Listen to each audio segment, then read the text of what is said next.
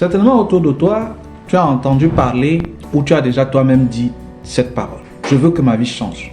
Mais je vais te poser la question. Lorsque tu dis « je veux que ma vie change », à quoi te réfères-tu? Et si je te posais la question « comment tu vas ?» Certainement tu vas me répondre « ça va un peu, les choses sont comme ça » et ainsi de suite, ainsi de suite. En réalité, c'est la mentalité et la réponse et les paroles de 90% de l'humanité.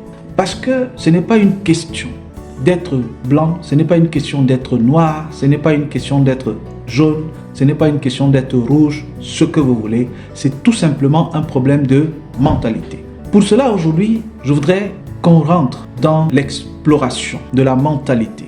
Parce qu'en réalité, il y a deux types de mentalité. Il y a la mentalité de pauvreté ou de manque et il y a la mentalité d'abondance et la mentalité de richesse. Avant de continuer, je voudrais tout simplement ici te dire que je suis Sylvain parce que tu poses certainement la question de savoir qui je suis. Je suis multi-investisseur, je suis entrepreneur depuis plus de 20 ans. J'ai monté mon premier business à l'âge de 12 ans et chemin faisant, je peux aujourd'hui, après autant d'années, dire voici mon expérience, je viens la partager avec vous. Pour cela, il va falloir que tu restes jusqu'à la fin de la vidéo parce que je te réserve le meilleur pour la fin. Ce que tu dois savoir, c'est que pour réussir dans la vie ou pour s'en sortir, quel que soit l'endroit, quel que soit le domaine, que tu veux t'en sortir dans ton couple, que tu veux que ton couple marche bien, ou alors tu souhaites monter un business ou tu es même déjà dans le business, tu veux tout simplement croître, tu veux voir la croissance, tu veux avoir le bien-être. Il faut que tu comprennes quelque chose, il faut que tu saches quelque chose, que tu dois te fixer des objectifs. Parce que si tu ne te fixes pas des objectifs, en réalité, tu ne vas jamais les atteindre. Et il faut que tu saches que tu dois y travailler, que tu dois t'y mettre. Pour cela, je t'amène dans un premier niveau à comprendre, pour explorer, pour que toi-même, après avoir écouté, que tu fasses une analyse et que tu te positionnes dans quel côté tu es. Soit tu es du côté de la mentalité de pauvre, soit tu es du côté de la mentalité de riche ou alors d'abondance. Dans un premier niveau ou dans un premier temps, la mentalité de pauvre ou la mentalité de non-croissance, c'est une mentalité qu'on retrouve chez 90% de la population de l'humanité. Pourquoi? Parce que les gens sont mentalement pauvres. Les gens sont mentalement non-croissants. Pourquoi? Parce qu'ils ne développent pas la mentalité d'abondance. Parce que dans la mentalité de pauvreté et dans la mentalité de non-croissance, il faut tout simplement comprendre quelque chose qui se passe là-dedans. C'est pourquoi je vais t'amener. Toi-même, tu vas te positionner. Ou alors, tu es ici dans la mentalité d'abondance ou tu es dans la mentalité de riche. Tu es dans la mentalité de riche, j'allais dire. C'est à toi de m'écouter jusqu'à la fin.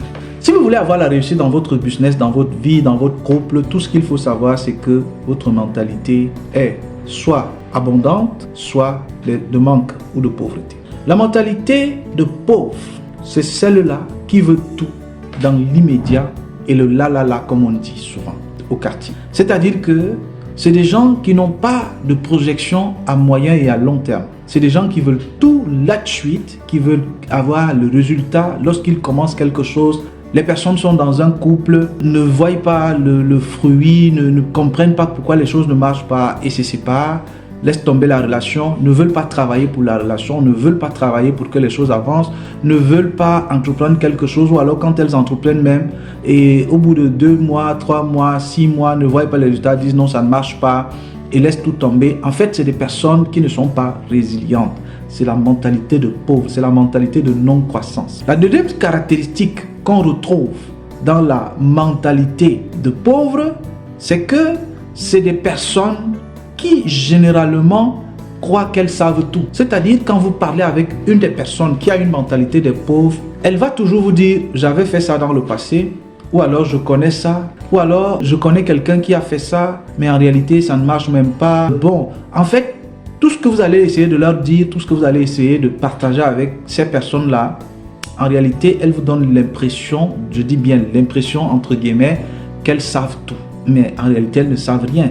Sinon, elles ne seraient pas dans la situation dans laquelle elles sont aujourd'hui. La troisième caractéristique qu'on retrouve chez les personnes qui ont une mentalité pauvre ou alors une mentalité de non-croissance, c'est que c'est des personnes qui sont négatives. C'est-à-dire qu'elles sont négatives à tous les points. Elles sont négatives à tous les points. Parce que chez elles, il n'est pas possible d'entreprendre quelque chose sans qu'il y ait échec. En fait, elles voient la négativité partout. Donc, ça rejoint un peu ce que j'ai dit dans le point antérieur, c'est-à-dire que c'est des personnes qui savent déjà tout.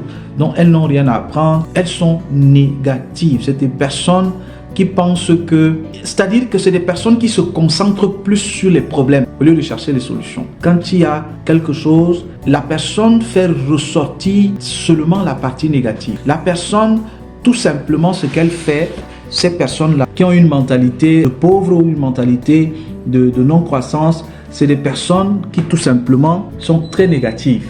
Et c'est des personnes qui toujours en train de relever le côté négatif de la chose, en train de se concentrer sur le problème au lieu de chercher la solution. Elles sont toujours en train de dire, ah, si vous leur dites, écoutez, nous allons monter tel business, nous allons faire ceci, nous allons entreprendre telle chose. Je vous donne un exemple tout simple. Vous avez certainement des personnes comme ça autour de vous. Vous leur dites, bon, écoutez, on va acheter un taxi, on va mettre pour qu'il commence à travailler, pour qu'il commence, ce taxi commence à nous produire des revenus. La personne va vous dire, mais écoute, tu sais, j'ai eu des amis qui avaient des taxis, vraiment ça n'a pas marché. Parfois même, se met à mentir alors qu'elle n'a jamais eu de taxi. Vraiment, moi, j'avais un taxi dans le passé là, et puis ça n'a même pas marché, ainsi de suite, ainsi de suite. Et la personne essaie toujours de vous décourager, et même quand vous essayez de la convaincre, elle vous dit, tu sais que les chauffeurs taxi aujourd'hui ne versent même pas la... Et tu vois la qualité des routes pour ceux qui sont en Afrique. Non, ça ne va même pas. Est-ce que ça va même... Est-ce que c'est même rentable? Est-ce que... Et si on te vole le taxi, tu sais qu'aujourd'hui on vole déjà beaucoup, on vole beaucoup de taxis. C'est-à-dire que toujours négatif. Quand tu leur dis, bon écoutez, on ne va pas faire le taxi, bon d'accord, on va plutôt ouvrir une boutique. Ah, tu sais que les gens, est-ce que toi-même tu as le temps de gérer même la boutique là? Est-ce que tu maîtrises les prix? Est-ce que, c'est-à-dire qu'elle est toujours en train, et si on te vole, tu sais que maintenant, les gars, il n'y a pas le travail au pays. Donc, ou même en Occident, non, ça ne va pas marcher. Et si c'est en Occident, tu sais que pour ouvrir le boutique, c'est compliqué quand on te donne une autorisation à la mairie. Et si les gens viennent te braquer, toujours en train de ressortir le point négatif. Et en fait, parce qu'elles sont pauvres, parce qu'elles n'ont pas une mentalité d'abondance, elles n'ont pas une mentalité de riche. Et sont là en train de procrastiner, en train de dire, de faire la même chose et rien n'avance. C'est des personnes également, je vais t'amener à un autre point pour que tu comprennes les caractéristiques et je veux que tu me dises dans les commentaires si tu es dans la catégorie de personnes qui ont une mentalité non productive, de non-abondance, de non-croissance. Il y a également ce qu'on appelle les personnes, ces personnes-là, c'est-à-dire qu'elles restent les bras croisés. Elles restent les bras croisés, c'est une caractéristique aussi des personnes qui sont dans la non-croissance, le manque d'abondance, la pauvreté. C'est-à-dire que généralement, c'est des personnes qui restent les bras croisés. Elles sont toujours là, pensent que les choses vont se solutionner par elles-mêmes. Les choses vont se solutionner par elles-mêmes, elles sont là, elles attendent et disent, ah, l'année prochaine, peut-être que les choses vont s'améliorer. L'année commence, une autre année recommence encore, ne font rien, n'entreprennent rien, n'initient rien. Et parfois même dans les couples, vous allez voir la situation en train de se dégrader avec le conjoint, avec la conjointe, avec les enfants, avec le beau-père, la belle-mère, les voisins. C'est des personnes qui pensent que les choses vont se solutionner par elles-mêmes, que la manne va tomber du ciel. Eh ben non, eh ben non. Eh ben non, je te donne juste les caractéristiques, toi-même analyse. Moi je sais pas, est-ce que tu es dans la même catégorie là? Dis-moi dans les commentaires. Si tu es là-dedans, écris dans les commentaires que vraiment je suis dans de cette personne qui ont une mentalité de pauvre. Explique, peut-être nous allons te venir en aide, nous allons pouvoir évaluer est-ce qu'on peut t'accompagner parce que c'est aussi ce que nous faisons. Nous accompagnons des personnes à croître de manière personnelle. Nous accompagnons également des entreprises qui stagnent, qui sont dans la stagnation ou alors qui veulent doubler leur facturation tout simplement. Donc vous pouvez également nous contacter, nous envoyer les messages. Je réponds à tous les messages, quel que soit le message, je vais vous répondre. Également avec les équipes, on va voir parce que ça commence à grandir, on commence à se mettre ensemble de ce côté-là aussi pour pouvoir accompagner des entreprises, des personnes qui veulent véritablement croître, des entreprises qui veulent développer de nouvelles stratégies de vente, la captation des clients, ainsi de suite, ainsi de suite. Et des personnes également qui veulent se lancer et ne savent pas comment faire pour se lancer. Pour revenir donc à ce que je disais tout à l'heure, les caractéristiques des personnes qui ont la mentalité de pauvreté, en réalité, vous allez voir que c'est des personnes qui ont une attitude de plainte, c'est-à-dire de constante plainte. Elles sont toujours constamment dans la plainte. C'est des personnes qui se plaignent de tout et de rien.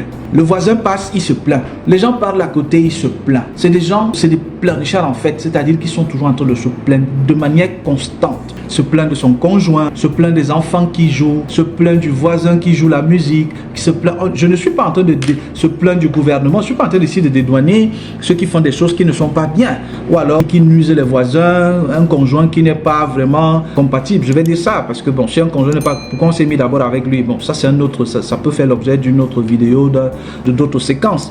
Donc en fait, c'est des personnes qui sont toujours en train de rejeter la faute sur les autres parce que toujours en train de se plaindre et ne se remettent pas en question, ne se disent pas mais si ceci est arrivé, si la situation est comme ça, quelle est ma part de responsabilité dans l'affaire-ci? Comment est-ce que je dois faire pour que les choses marchent? Qu'est-ce que je devais faire que je n'ai pas fait? Ou alors comment est-ce que les choses devraient être faites? Ou alors qu'est-ce que je ne fais pas et que la situation s'est retrouvée à ce niveau-ci? Non, toujours dans la plainte. C'est les autres qui ont la faute, jamais ces personnes-là, jamais elles ne se remettent en question. Jamais elles ne disent bon écoute, peut-être la situation est comme ça parce que moi j'ai fauté quelque part, je reconnais que là je n'ai pas véritablement joué mon rôle ou alors je n'ai pas assumé ma responsabilité. Non, je préfère rejeter la faute sur les autres, préfère se plaindre, c'est l'autre qui a tort, c'est l'autre qui a fait, c'est à cause de l'autre que la situation est comme ça, c'est à cause du voisin, c'est à cause de la voisine, c'est à cause du gouvernement, c'est parce que le gouvernement ne gère pas bien le pays, c'est parce que la situation est comme ça, c'est parce que les politiciens n'ont les impôts quand tu décides même d'entreprendre,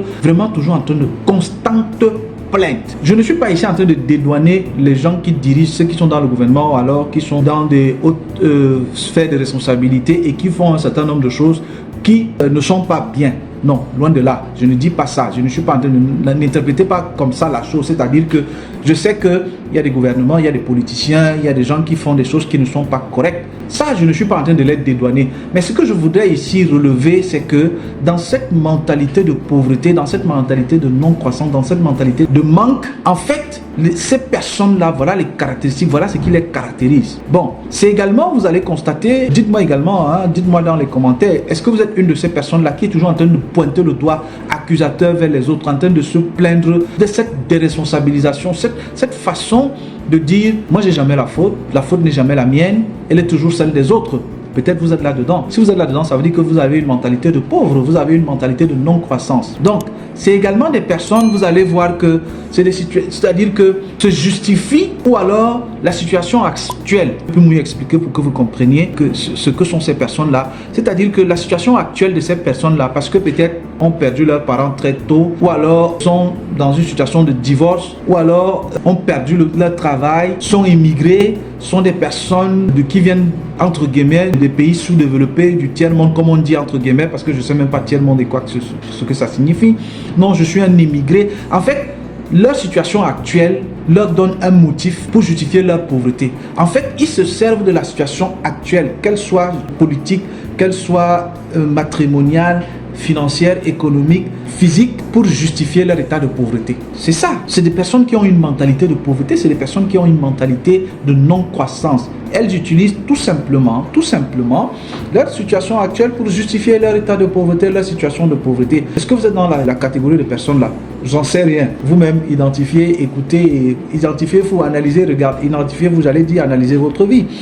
C'est des personnes généralement qui ont une auto-plaisance, c'est-à-dire que se satisfont, je vais dire ça comme ça, dans un confort, c'est-à-dire que ne veulent pas sortir de leur zone de confort. Encore que, quand vous voyez ce mot-là, vous ne voulez pas sortir de votre zone de confort. La zone de confort, en réalité, c'est un terme subjectif. Parce que vous allez voir que, quand on dit ne pas sortir de la zone de confort, je vous pose la question, est-ce que votre zone de confort, votre soi-disant zone de confort là, est-ce que c'est confortable? C'est confortable? Je vous pose la question. Parce que vous ne voulez pas faire d'efforts. Vous ne voulez pas marcher à pied pour aller, par exemple, chercher du boulot. Non, vous ne voulez pas faire un type de travail. Vous n'avez pas du travail, mais vous ne voulez pas faire un type de choses. Vous êtes un immigré, mais vous dites non, je ne peux pas commencer parce que dans mon pays, tu parles bien, tu dis pas, tu es en train d'utiliser quoi, le passé. Actuellement là, tu es quoi? Tu as quoi? Non, je ne peux pas moi laver les toilettes. Non, je ne peux pas faire ceci, je ne peux pas faire cela. Je ne peux pas travailler au champ. Je ne peux pas aller faire ceci. Je ne peux pas être maçon. Non, je ne peux pas être carreleur. Non, je ne peux pas être pousseur. C'est des personnes qui, dans leur zone de confort, mais quand la fin du mois arrive, ce sont ces personnes-là qui ont tous les problèmes du monde. Les problèmes d'argent, non, moi je ne peux pas demander pardon vraiment à mon épouse, hein. Je ne peux pas demander pardon à ma mère. Mais tu es en conflit avec ton épouse tous les jours. Tu vois comment la situation matrimoniale est en train de se dégrader. Tu vois comment la situation économique est en train d'aller dans... Vous êtes en train d'aller dans le trou. Toi-même, tu es là. Tu dis, moi, il y a des choses que je ne peux pas faire. Tu choisis le travail. Vraiment, il y a des femmes qui disent que le gars là reste là-bas. Les femmes, je n'ai rien contre vous, hein, je dis seulement.